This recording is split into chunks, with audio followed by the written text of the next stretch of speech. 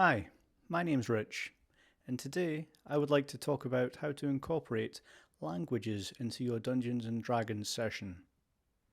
So sit back, relax, and enjoy the video. So, when making a character in D&D, usually the languages are tied to your character's class and to their race. Generally speaking, you can choose what languages you want to learn for your character.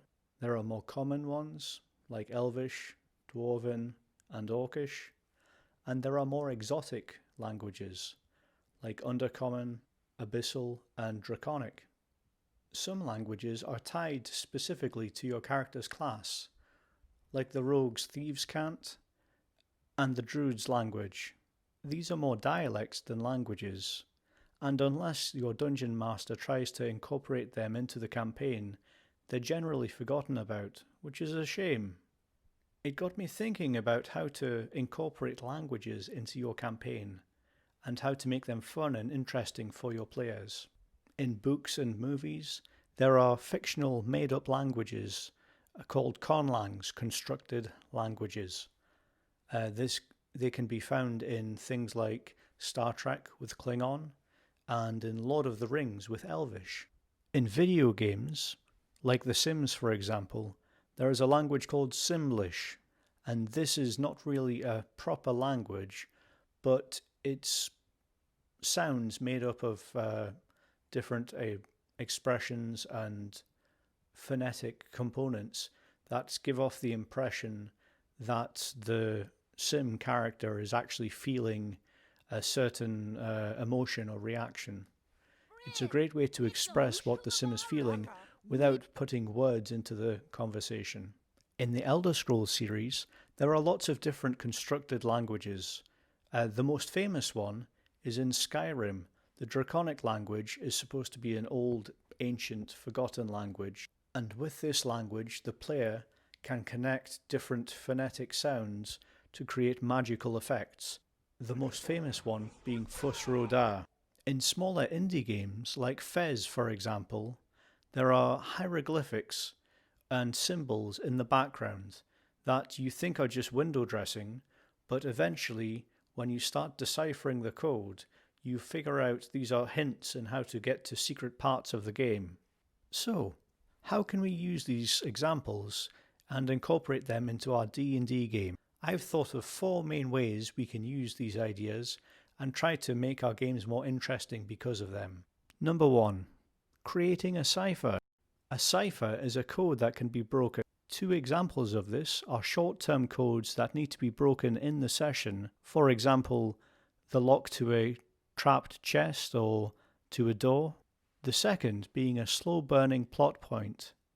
This could be used to gradually tease out the big bad evil guy's villainous plans on how to destroy the world, or a passage of text that needs to be translated by a cult that is used in summoning their great demon overlord, and the group has to stop them before it comes to fruition. The second use is to drop clues for the players. This can be used at the start of the campaign. Say you're in a tavern, for example, and one of the characters overhears people talking in a specific language, and this can help build up some lore in the world. It can help really flesh out and make it feel like a 3-dimensional living, breathing world instead of just a movie set piece. This can depend on how detailed your dungeon master wants to keep his world and how much of a sandbox campaign it is. You could also use this in the other direction, letting your players overhear a conversation there is no way for them to translate.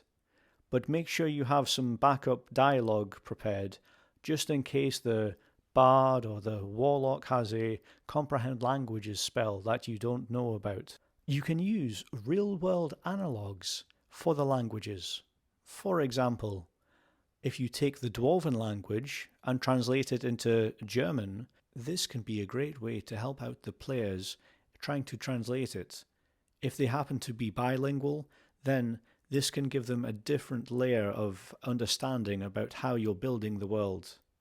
As a side note, Using Dwarven and Germanic languages is a really cool idea because from the Germanic language, it is a root language. Other languages like English, Scots, Norwegian, and Swedish have origins in the Germanic language. Also, if you look up the Player's Handbook on page 123, it can give you a small detailed glimpse into how languages are used.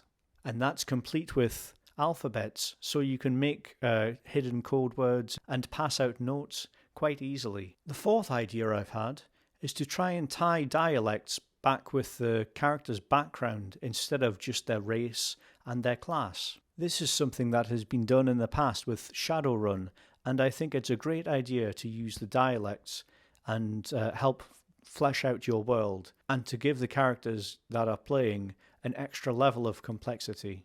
You have your druidic language and your thieves' cant, but why not try adding in some medical language or some soldiers' banter as well?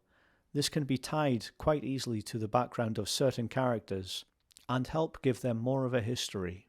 Well, thanks for watching the video. I hope you got some inspiration. If you'd like to see some more of my videos or check up on the character guides, then please feel free to subscribe and don't forget to leave a like and leave a comment because that really helps the algorithm notice a small channel like this. Well, thanks for watching and have a nice day. Goodbye.